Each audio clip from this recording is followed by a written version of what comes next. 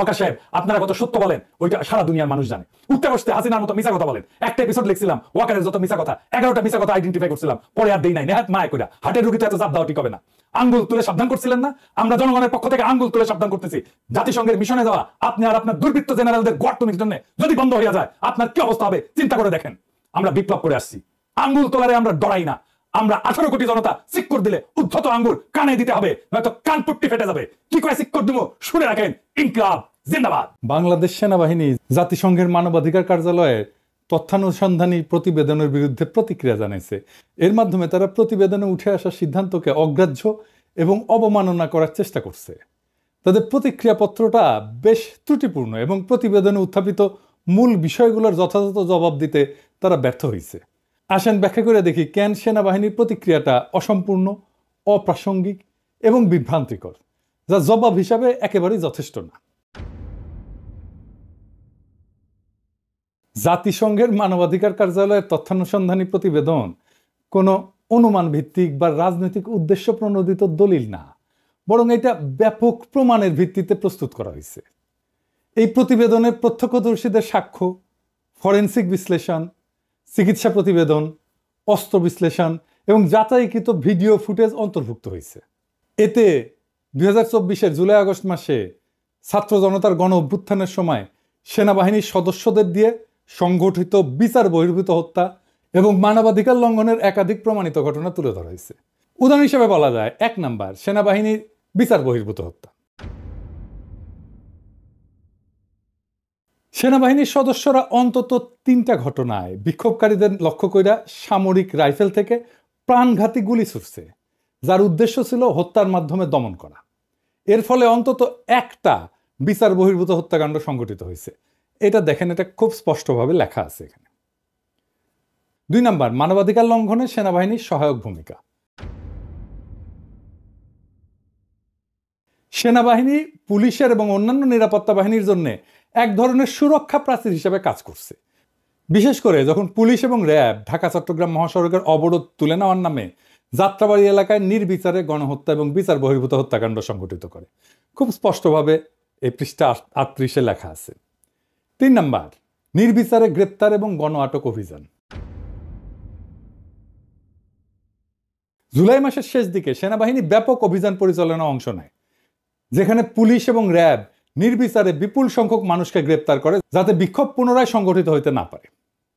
এটা দেখেন, এখানে খুব স্পষ্টভাবে বলা আছে। এই প্রমাণিত ঘটনাগুলা পরিষ্কারভাবে দেখায় সেনাবাহিনী তার ভূমিকা অস্বীকার করার চেষ্টা করলেও বাস্তব তথ্যের সাথে সেটা সঙ্গতিপূর্ণ না। সম্প্রতি 2রা মার্চ বাংলাদেশ সেনাবাহিনীর সদর দপ্তরে কর্মরত জাজ অ্যাডভোকেট জেনারেলের বিভাগ থেকে পাঠানো বাংলাদেশ সেনাবাহিনীর বিরুদ্ধে মানবাধিকার লঙ্ঘনের অভিযোগ সংক্রান্ত OHCHR এর প্রতিবেদনের বিরুদ্ধে দেওয়া প্রতিক্রিয়াটা আজ আমার আলোচনার বিষয়, বুঝতেই পারতেছেন। খুবই নিকট অতীতের ফ্যাসিবাদী শাসন অনুসরণ কইরা সেনা সদর তাদের পুরানো এবং অভ্যস্ত বয়ান অনুকরণ কইরা এটা তৈরি করছে। খুনি হাসিনার মতো একইভাবে জাতিসংঘের এই সংস্থার প্রতিবেদনে প্রকাশিত বিষয়বস্তুকে এরা অস্বীকার করছে। এরা ভুলে যেতে চাইছে যে ইন্টারনেটে ছড়াইয়া থাকা অজস্র ভিডিও, নজির এবং উপস্থাপিত কঠোর প্রামাণিক নিদর্শনসমূহ এই প্রতিবেদনকে জোরালোভাবে সমর্থন করে।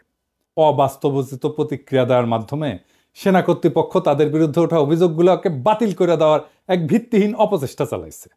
এদের প্রতিক্রিয়াটা যে কতটা অন্তঃসার শূন্য সেটাই আজকে আমি দেশবাসীর সামনে তুলে ধরব।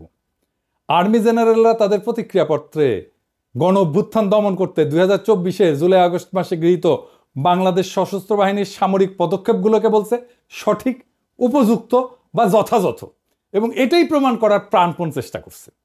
এখনো যে সেনা নেতৃত্বে খুনি হাসিনার ভূতেরাই বসে আছে এই ঘটনা সেটার শক্ত প্রমাণ বহন করে। আমি এটা একে একে এখন বিস্তারিত আলাপ করি। আসেন শুরু করি আল্লাহর নামে। 1 নাম্বার, সেনা সদর তাদের প্রতিক্রিয়াটা বাংলাদেশে অবস্থিত জাতিসংঘের আবাসিক সমন্বয়কের দপ্তরে সরাসরি পাঠাই দিছে।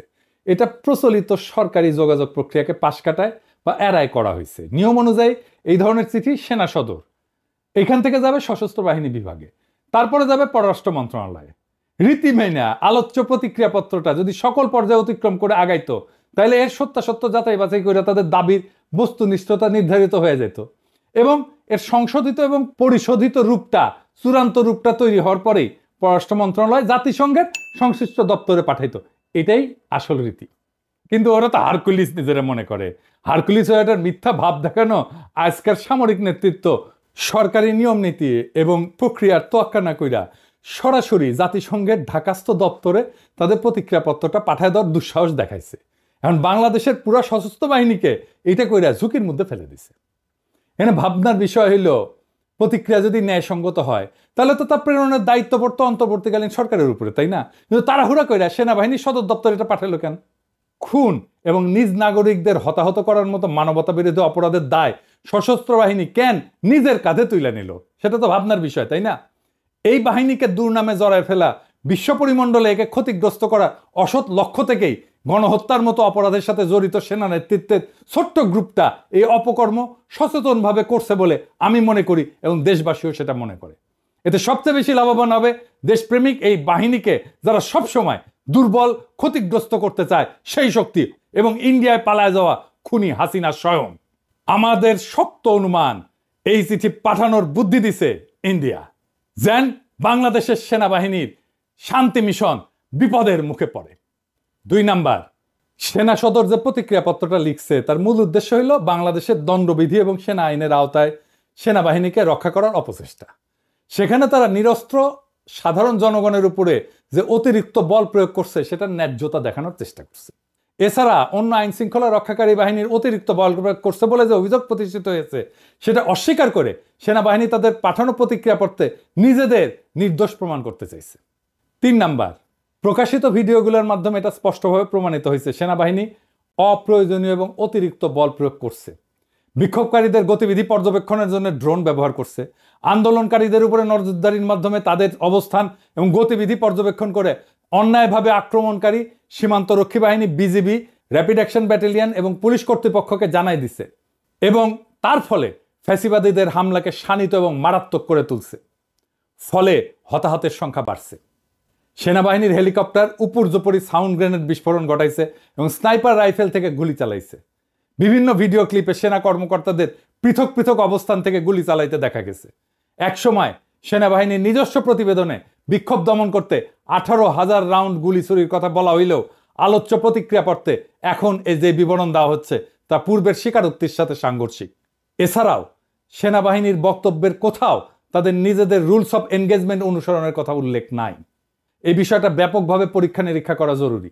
সেই সময় পরিচালিত সকল অপারেশন অডিট করা হলে বর্তমান সেনা নেতৃত্বের সকল জারিজুরি ফাঁস হয়ে যাবে বলে আমাদের বিশ্বাস।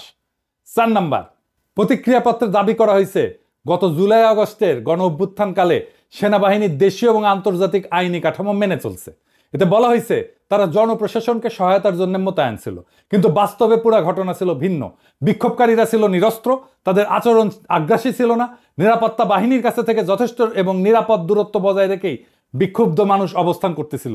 সংখ্যায় শত শত, কখনো হাজারে হাজারে মানুষ জড়ো হয়ে স্লোগান দিচ্ছিল, বাধার মুখে ইট পাটকেল ছুটছিল, সাউন্ড গ্রেনেড, টিয়ার গ্যাস, লাঠিপেটার বিরুদ্ধে জনতা নানান প্রতিরোধ গড়ে তোলার চেষ্টা চালাচ্ছিল। আর যখনই গুলি করা হচ্ছিল তখনই তারা 2 হাত প্রশস্ত কইরা বুক চিতায়, শির উঁচায়, সম্মুখে আগায় মৃত্যুকে আলিঙ্গন করতেছিল। ফলে তখন নিরস্ত্র আন্দোলনকারীদের উপরে সংগঠিত সেনাবাহিনী, সীমান্তরক্ষী বাহিনী, পুলিশ, র্যাব এবং আওয়ামী লীগের সশস্ত্র গোষ্ঠীগুলোর সীমাহীন বল প্রয়োগ, মাত্রাতিরিক্ত জুলুম এবং ভয়ঙ্কর সহিংসতাকে ন্যায়সঙ্গত বলে এখন প্রতিক্রিয়াপত্র লেখা অমার্জনীয় অপরাধ। 5 নাম্বার, কোনো দেশীয় বা আন্তর্জাতিক আইনি কাঠামোই নিরস্ত্র জনগণের উপরে প্রাণঘাতী বল প্রয়োগের অনুমতি দেয় না। আইন শৃঙ্খলার বিবেচনায় নিয়ন্ত্রণহীন পরিস্থিতিতে ম্যাজিস্ট্রেট লিখিত অনুমতি দিলে তার ভিত্তিতে বিক্ষুব্ধ মানুষকে প্রথমে সতর্ক করা হয়, তারপরে ফাঁকা গুলি ছুড়ে জনতাকে ছত্রভঙ্গ করার চেষ্টা করা হয়। সেটা ব্যর্থ হলে চূড়ান্ত পর্যায়ে অপ্রাণঘাতী বা দাঙ্গা নিয়ন্ত্রণকারী অস্ত্র দিয়ে শুধুমাত্র হাঁটুর নিচে আঘাত করার উদ্দেশ্যে গুলি চালানো যায়। কিন্তু গত জুলাই আগস্ট গণ অভ্যুত্থান চলাকালে বাংলাদেশ সেনাবাহিনী এর কোনো কিছুই অনুসরণ বা মান্য করেনি। এখন 7 মাস পরে তখন সেনাবাহিনীর গৃহীত পদক্ষেপসমূহের বৈধতা প্রমাণ করতে হলে সেনা সদর দপ্তরের নিম্নলিখিত তথ্যগুলো সম্মুখে হাজির করা উচিত ছিল। 1 নাম্বার, কোথায় কোন স্থানসমূহ সেনাবাহিনী গুলি চালাইছে সেই যুদ্ধস্থল বা সংঘর্ষস্থলের তালিকা প্রকাশ করা।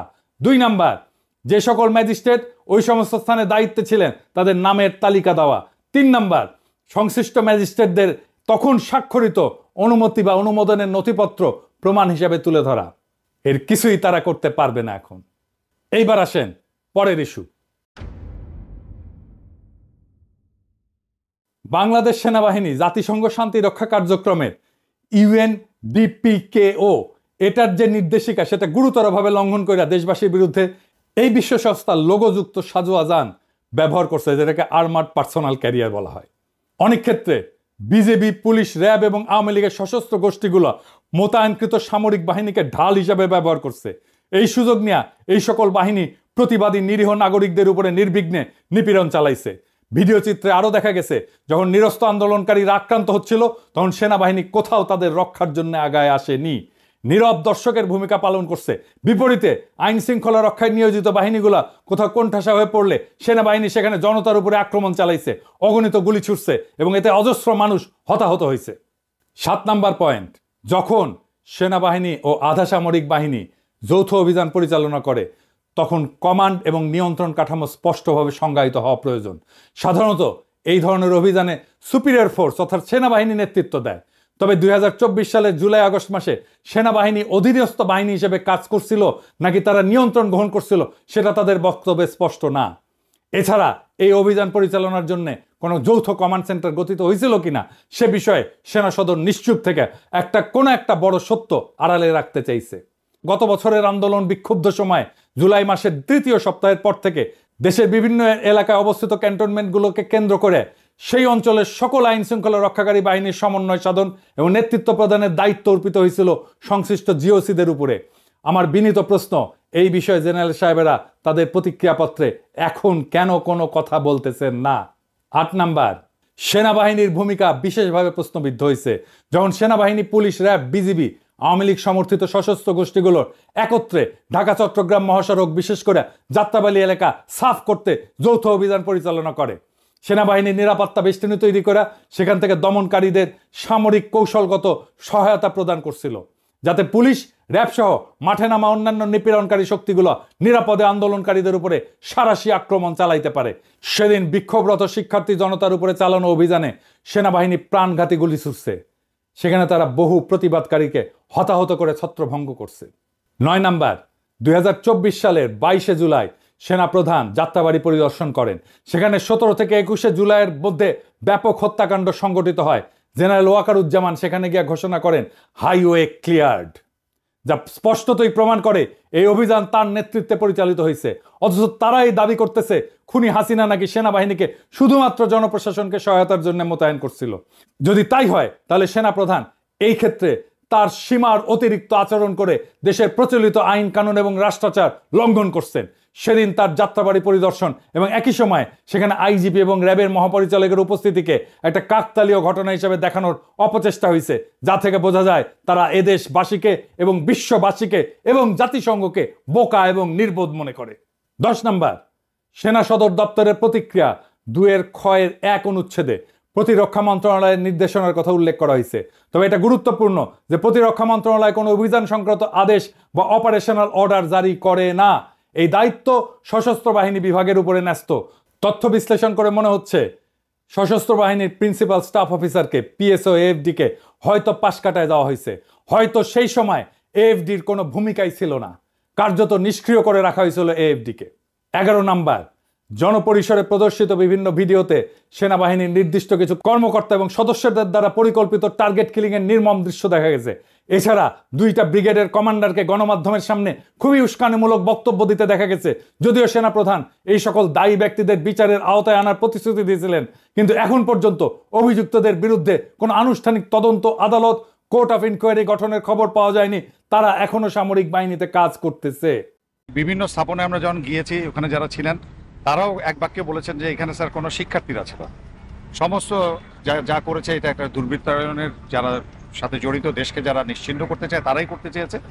সেই পরিপ্রেক্ষিতে আমরা দেশের সম্পদ রক্ষার্থে আমরা নিয়োজিত হয়েছি এবং আমাদের সম্মানীয় সেনাবাহিনীর প্রধানের নির্দেশে আমরা এই দুর্বৃত্তকে সমূলে নির্মূল করার জন্য যা করা প্রয়োজন আমরা সেটা করছি।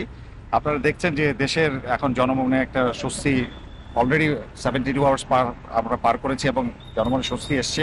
স্পষ্ট ভাষায় আমরা বলতে চাই যে বাংলাদেশ সেনাবাহিনী অত্যন্ত সুশৃঙ্খল, একটি প্রশিক্ষিত পেশাদার বাহিনী আমরা আমাদের কার্যপরিধি সম্বন্ধে আমরা জানি এবং যে উদ্দেশ্যে আমরা এসেছি, যে দুর্বৃত্ততাকে নির্মূল করা এবং জনমনের স্বস্তি ফিরে নিয়ে আসা, সেটা আমরা ইনশাল্লাহ পুঙ্খানুপুঙ্খভাবে করব এবং জনমনের দ্রুতই স্বস্তি ফিরে আসবে বলে আশা করি। 12 নাম্বার, যখন বিজিবি, র্যাব, পুলিশ এবং আওয়ামী লীগ সমর্থিত সশস্ত্র গোষ্ঠীগুলা নিরস্ত্র আন্দোলনকারীদের উপরে নির্বিচারে গুলি করে হত্যা করতেছিল, তখন সেখানে উপস্থিত সেনাবাহিনী খুন এবং জখমকারীদের কর্মকাণ্ডে কোনো একটা ক্ষেত্র বাধা দেয়নি। উপরন্তু দেখা গেছে সেখানে সেনাবাহিনীর উপস্থিতি এই সমস্ত খুনে বাহিনীকে হত্যাযজ্ঞ চালাইতে বেপরোয়া উৎসাহিত করে তুলছে। মোতায়েনকৃত সেনাবাহিনী মাঠে দায়িত্ব পালনরত বাহিনীগুলোর জন্য ঢাল হিসেবে কাজ করছে। তারা নিরস্ত্র মানুষের উপর সংগঠিত হত্যাকাণ্ড নিয়ন্ত্রণের জন্য কার্যত কোনো পদক্ষেপ নেয়নি। 13 নাম্বার, বাংলাদেশ সেনাবাহিনীর ভাবমূর্তি বিনষ্ট করার চূড়ান্ত ধাক্কা আসে 2024 সালের 5ই আগস্টের পর, যখন সেনাবাহিনী আনুমানিক 626 জন অভিযুক্ত হত্যাকারী এবং অপরাধীকে নিরাপদ আশ্রয় এবং পালিয়ে যাওয়ার সুযোগ দেয়। এই অভিযুক্তদের মধ্যে ছিল রাজনৈতিক নেতা, বিনা ভোটে নির্বাচনের এমপি, মন্ত্রী হওয়া কিছু দাগী লোক এবং র্যাব এবং পুলিশের উচ্চপদস্থ কিছু চিহ্নিত কর্মকর্তা। এদের অনেকেই জুলাই আগস্টে দেশব্যাপী সংগঠিত হত্যাকাণ্ডের সঙ্গে জড়িত ছিল। উচিত ছিল আলোচ্য অপরাধীদের আইন, আদালত এবং বিচারের হাতে তুলে দেওয়া, যাতে দেশের ন্যায় বিচারের নতুন ধারার সূচনা হতে পারে, কিন্তু কিছুতেই সেটা নিশ্চিত করা সম্ভব হয়নি এই সেনাপ্রধানের জন্য। 14 নাম্বার, মানবাধিকার লঙ্ঘনকারীদের সুরক্ষা দেওয়ার যে অপচেষ্টা সেনাবাহিনী চালাচ্ছে তা আইন অমান্যকারী কর্ম, যা শাস্তিযোগ্য অপরাধ। জাতিসংঘের প্রতিবেদনে উপস্থাপিত প্রমাণসমূহ মোকাবেলা করার লক্ষ্যে সেনাবাহিনী কোনো ধরনের স্বতন্ত্র তদন্ত সম্পন্ন বা পাল্টা প্রমাণ উপস্থাপন না করেই আলোচ্য রিপোর্ট সরাসরি অস্বীকার করে ফেলছে। জাতিসংঘের তথ্যানুসন্ধানী প্রতিবেদনটা ব্যাপক সাক্ষাৎকার, ফরেনসিক বিশ্লেষণ, ভিডিও প্রমাণ এবং বিশদ নথিপত্রের উপর ভিত্তি করে তৈরি করা হয়েছে। এর বিপরীতে সেনাবাহিনী তাদের সদস্যদের বিরুদ্ধে উত্থাপিত অভিযোগগুলির বিষয়ে কোনো স্বচ্ছ স্বাধীন তদন্ত পরিচালনা করেনি। এ ধরনের তদন্ত ছাড়া সেনাবাহিনীর পক্ষ থেকে জাতিসংঘের প্রতিবেদনের ফলাফল প্রত্যাখ্যান করা ভুল, উদ্দেশ্য প্রণোদিত এবং দায়িত্বজ্ঞানহীনতা। না হলে তিনি বা তারা এমন কাজ করতেন না। এই প্রতিবেদনকে অন্ধভাবে নাকচ করার মাধ্যমে ন্যায় বিচার এবং জবাবদিহিতা নিশ্চিত করার পরিবর্তে সেনাবাহিনী ভয়াবহ মানবাধিকার লঙ্ঘনকারী ব্যক্তিদেরকে রক্ষা করেছে।